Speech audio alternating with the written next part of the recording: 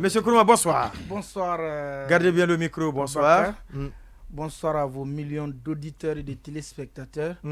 Bonsoir surtout au PDG du groupe Joma. Cabinet Silla. Il faut toujours rendre hommage.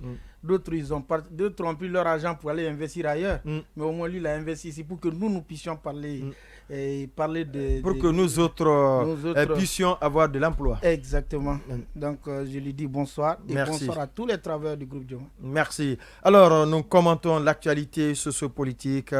La première des choses d'abord, c'est le CNT, puisqu'il y a beaucoup d'acteurs. Sur son mouvement déjà, exactement. Qu'est-ce que vous pouvez nous dire sur votre mouvement? Gardez bien le micro. J'ai entendu promotion de la paix. Est-ce qu'il y a un manque de paix en Guinée? Non, vous savez, ça a commencé en Guinée forestière. C'était d'abord en Guinée forestière. Au temps de l'ancien régime, on a connu beaucoup de problèmes en Guinée forestière avec nos parents. Effectivement. Et malheureusement, cette tension était attisée par les politiques. Donc nous, fils de la forêt, nous avons décidé, vivant en Conakry, nous avons décidé d'organiser, de créer quelque chose qui pourra réunir les différentes communautés à la base.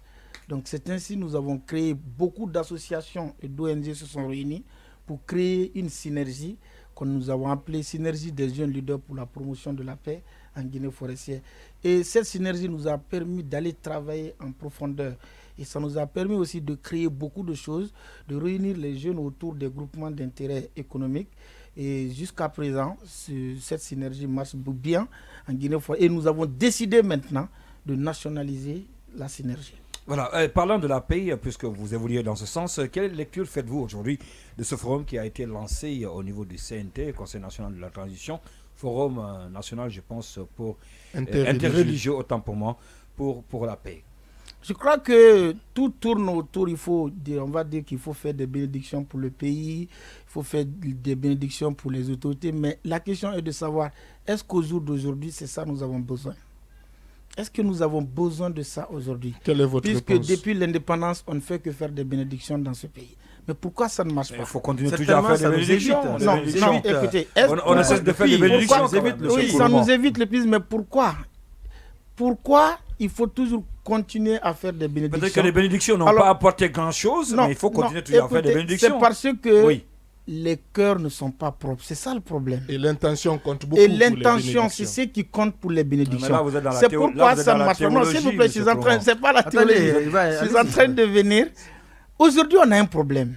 Le problème, il est là. C'est le dialogue politique. Le problème, il est là. C'est que les Guinéens puissent se regarder et se parler entre eux.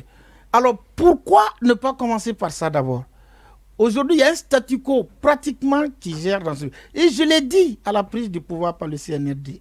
Je vous ai dit, mon colonel, le peuple de Guinée vient de prendre acte aujourd'hui à ce prise de pouvoir. Mais je vais vous dire quelque chose. Vous avez une classe politique en face de vous qu'il ne faut pas accepter d'aller en guerre avec eux. Ils ont fait 10 ans, ils ont fait montrer toutes les couleurs au professeur Alpha Condé. Et j'ai été formel dessus. J'ai dit que c'est la classe politique la plus nuisante de la sous-région. Mais pourquoi? Parce que c'est des personnalités qui sont sur toutes les tables au niveau mondial. Vous ne pouvez pas combattre ces gens-là.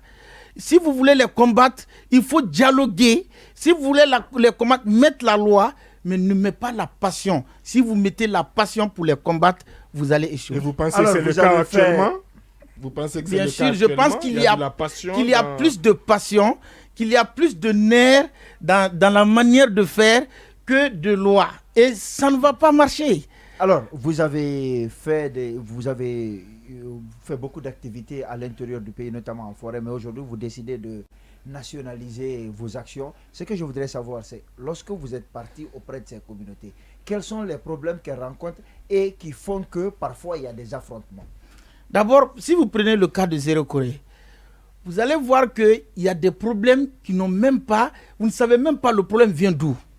Ça peut commencer dans une église, ça peut commencer dans une mosquée, ça peut commencer dans un quartier, même au Marigot. Ouais. Il suffit seulement qu'on dise qu'il y a un Konyanké et un Guerger qui est en train de s'affronter. Tout de suite, la ville prend on peut même dire que c'est deux amis, mais s'ils ne sont pas de la même communauté, et tout de suite ça s'embrase. On dit ça s'embrase. Donc, ça devient un problème pour nous. Ouais. C'est pourquoi nous, on est parti à la source.